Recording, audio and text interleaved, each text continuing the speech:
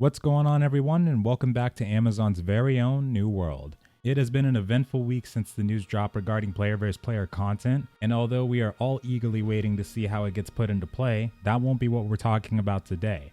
Now, while it's great that we're slowly finding out how the game is going to work going forward, there still is a few key aspects that we really have no idea of. One being the changes to the crafting system, in terms of what we'll be able to craft and what other systems they have in place to support it if they're still active, like dismantling our gear to gain extra resources or how the magic imbuing system works. On top of that, even though they have been sending out regular updates teasing their playerverse environment content through their social media, I can't help but feel that for the creatures we're able to fight and discover, that we may not have seen everything yet. And since the alpha, we haven't had a full demonstration of what it will look like to explore this new world of Eternum and survive its dangers. So when we finally get that opportunity, either in an upcoming dev diary or gameplay video, or even in the alpha or beta, I'm sure that'll answer a lot of our questions on the subject overall. But today, there is one very important aspect that hasn't really been delved into nearly as much as the others, and it does leave me wondering as to why. If Amazon Game Studios is in fact wanting to ensure that this game does start leaning more towards the player-verse environment side, there's one thing that cannot be missed, and that is the story.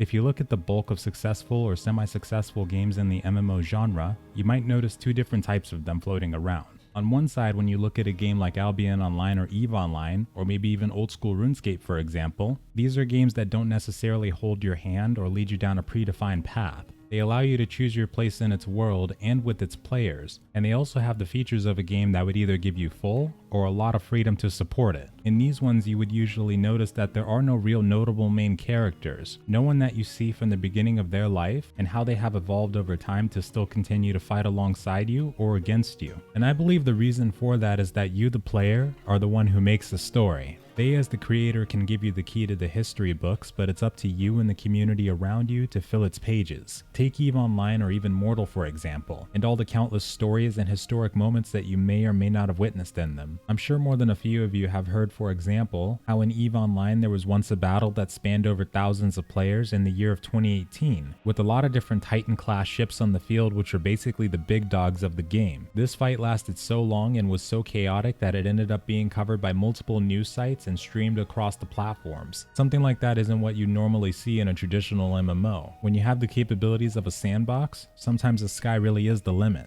Or in EVE Online's case, only the galaxies themselves would be your limit. Or even in Mortal Online, how I personally remember when the developers tore down one of the most notable, if not the most notable trading guild at the time's keep, due to suspicion or confirmation that they had been using dupe materials to construct their keep. This happened a little while after the Steam launch of the game, but I can't even begin to describe to you how important of an event this was. Literally everyone and their mother showed up to the field that day to attempt to not only take over the vacant territory spot, but to also gank those trying to transport their belongings out of there. And on the other end of that spectrum, you would have the traditional MMOs or the MMORPGs to be exact. Final Fantasy XIV, World of Warcraft, Guild Wars 2, Elder Scrolls Online, and a few others worth mentioning. Now just to start off with, even though they aren't structured the same, what do you think is one thing they all have in common? It's the story. Now for ESO and Guild Wars 2, I'm not sure I would say that they are as story-centric as Final Fantasy XIV and World of Warcraft. However, for Guild Wars, you do have your beginning to end, with supporting characters and main characters that you'll meet along your journey. In this one, you may meet different people depending on where you start in the world, but all the way up to the likes of Heart of Thorns and Path of Fire, you will have your trusty NPC companions and friends that will support you and either enhance your experience or lessen it. No one ever came close to the dragon they call Aurene, by the way. In Heart of Thorns, you basically become a dragon daddy or mommy, and it's a storyline that I'll never forget because of the experiences just like that. Or even in Elder Scrolls Online, whether you'd fall in with Daggerfall Covenant or Aldmeri Dominion or even the Ebon Heart Pact. You will see characters that are with you at the beginning of your story, and they will begin to influence it as they continue to support you, or ultimately lead down the path of betrayal. This is also something that gets showcased very heavily in storylines like the Fighter Guild and the Mages Guild. And of course, for one such as Final Fantasy XIV, I'm sure many would argue that if it were not for those amazing raids at endgame and all the way through, that the storyline is ultimately the backbone for the majority of the players. This is a game that's living proof that even if your combat or gameplay is not the best on the market, even though I do enjoy the combat system of 14, nor the amount of features that you have to cater to both sides of play, having a good storyline can still put you at one of the pinnacles in the genre. Now, of course, it did not start out that way. For those of you that know this, Final Fantasy XIV had originally started out as an unpopular and unloved game, but due to the dedication of the creators, they had proceeded to conduct one of the greatest MMO shutdowns in history and bring that game back as a force to be reckoned with. From start to finish, your experience with Final Fantasy XIV could easily be filled with memorable moments of joy and heartbreak. It's one that I'd never forget about, that's for sure. And as a last example, World of Warcraft. Now, of course, it's had some really big ups and some really big downs. But from the beginning to the present day, that game and its predecessor, Warcraft, have created and expanded an entire universe based around notable entities and people, some of which even a player who has never played the game before might be able to recognize, like Khadgar, Varian, and his son Anduin, and even the Great Orc Saurfang, and of course, Thrall. And without a doubt the Lich King himself, Arthas, and maybe Sylvanas, but we won't talk about her here today. I did not appreciate how she completely manhandled the new Lich King Bolvar in the Shadowlands cinematic. I love that guy. But to finally get back to the topic, I think for a game like New World, even if they are planning to keep a lot of the sandbox elements that were showcased in the alpha state while changing others, if they are truly planning to expand more on the side of player-verse environment, there's one detail I have to wonder about. And that's the story. So far, all we know is that the game is based in the 17th century in an alternate version of history, based on the eternal island of Eternum, which is an island that is very rich in a powerful substance known as Azoth, which for many is believed to be the source of eternal life. And on the other side of that, it could be seen as a tool for mass destruction and something that corrupts all in its path. We see a lot of this aspect during the Game Awards trailer.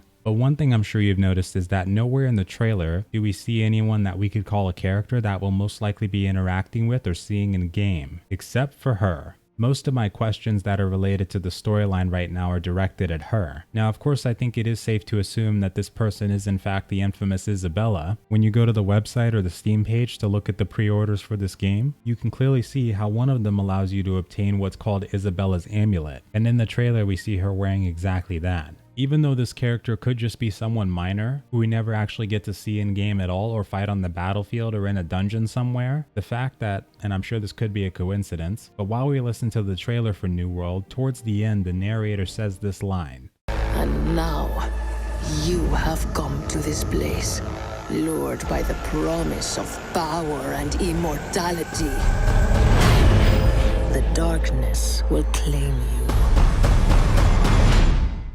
Now I couldn't help but notice, but Miss Isabella over here is already well past the stage of being claimed by darkness. It looks to me from this one scene alone that she knows darkness incarnate like the back of her hand. Now of course it was always safe to assume that the narrator was talking to us as the player, but what if Isabella in the trailer doesn't represent us as the explorers of Eternum, but Isabella herself who is speaking back to us? I think that it could be a missed opportunity if they don't do something with this wonderful woman during the launch or in the future. The reason for that is that there seems to be indirect hints towards her throughout the showcases we've seen. Even during the developer diary, if you pause at a specific part, you'll notice that it shows concept art for this character, and alongside it has an ongoing design being done for unknown reasons. This could have been their work in progress design leading up to the trailer, but I have to ask, what if it isn't? The reason I wonder this is because as we've seen thus far, the corrupted have proven to be a ravenous and very dangerous horde that will absorb you into their clutches the moment you fall into their darkness. We can see in the trailer how both these Roman troops and the settlers both easily fall prey to its dark influence, and it seemed to be transferred mainly through this dark red gem, at least for those guys, which of course, as we all noticed, Isabella is wearing at the very end of the trailer, which then of course begs the question of how she came by it, but more importantly, why is she self-aware as she is? When they are laying siege to the keep, these corrupted appear to be without fear or reason. They are unified against the common enemy, which for them happens to be life itself. The part of them that's human is long gone, like a zombie. But not for Isabella. It seems that she still might retain some degree of her self-awareness, and this makes me wonder if she might be the leader of the corrupted, or a future leader of them. The reason I think this could be really cool and a good way for Amazon Game Studios to start down the path of building that story is because not only could that tie into the Horde mode, but the world of Eternum itself. If not her, the direct orders of those corrupted have to be coming from somewhere. Whether it's a direct force or some sort of lost deity, or a leader, something that's pushing them forward to work together like this. It's just like they say in World of Warcraft, there must always be a Lich King. Or if there is no Lich King, then the Scourge would be allowed to run rampant. And although the island of Eternum is not connected to the rest of the world, something there has to be pulling the strings. And I doubt that the Azoth mineral itself has the capabilities to do that, although it could be possible. What this could mean for the Horde mode though is a really nice opportunity. If in the future during these Horde mode assaults we would see some type of leader interacting with or fighting alongside the corrupted, guiding them into position or leading the charge from the front of the masses, seeing something like that would further increase the impact that this would have on the activity. For this example, I take a look at Pirates Online, a very old gem in the genre where we actually got the opportunity to explore the Pirates universe on a massive scale. And one of the events in the game resembled the Horde mode quite a bit, and that would be the invasion of Jolly Roger. And please excuse the lag.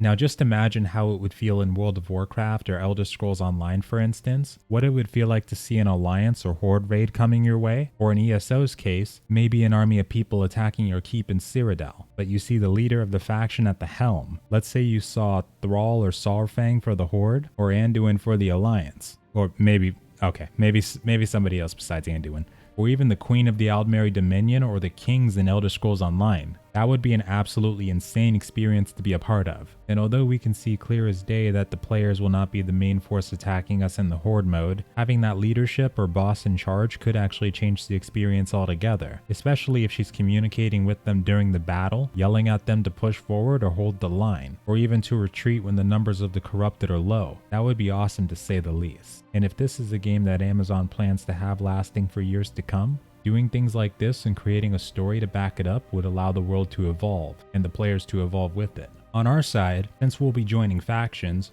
why not give us some NPCs that we'll be able to do quests for here and there since they are planned for the game anyway. But then on top of that, give them their own backstories and opportunities to interact with us and accompany us on our journey so we can get more involved with them. There's a lot of good things they can do there, but since we had talked about the job posting on their website related to NPCs and quests previously, it would only make sense to suggest doing something like this. And this could potentially connect the other side of Eternum that we don't know about. Case in point would be the Ancients. You see, one thing that New World doesn't tell you right away but seems to be slowly hinting at, I don't think the Corrupted were the first to arrive on Eternum, or appear on Eternum. I think there were those before them. For example, take a look at this shot in the trailer. Now this is me speculating, so definitely take it with a grain of salt, but this appears to be at a point in time when Eternum is still very peaceful, before the corruption starts to seep in and take hold. And the main thing to look at is the faces in the stone. Notice how they have that split down the middle, and how in the first developer diary that we see, we get a lot of different shots of these specific creations all across Eternum. Same split down the middle, and unlike the Corrupted, these ones in the Ancients themselves seem to be marked with more of a light blue glow as opposed to red. And in this screenshot, when they mention the Ancients on their social media, we can even see that same split in both of the statues and the headwear that these skeletons are wearing themselves. It seems like these Ancients and the Corrupted are two separate entities, and I would go as far to say that they might even be at odds in game. Maybe it's more of a territorial thing where they just stick to their respective areas, or maybe there's an all-out war that's been going on for centuries for complete dominion of the island. This even gets a bit of confirmation in one of the recent tweets saying that in response to the Corrupted, Eternum itself will rise up to fight it, and it won't suffer our presence either. What if these Ancients are a part of Eternum as well, like these other Guardians that we've seen? I think it would be really cool to see how these subjects play out in the game itself and its future. I want to see them build on the foundations they have here so badly. It would be really nice to start getting immersed with a brand new story that could go in many directions. Let's hope they make the most of it with this one. Of course though, they would need voice actors. And with that folks, that is the majority of what we have to talk about today. This was definitely a burning topic that has been in the back of my mind for a while now, and I'm really glad we finally got the chance to discuss it. What do you think might come from the Amazon New World story?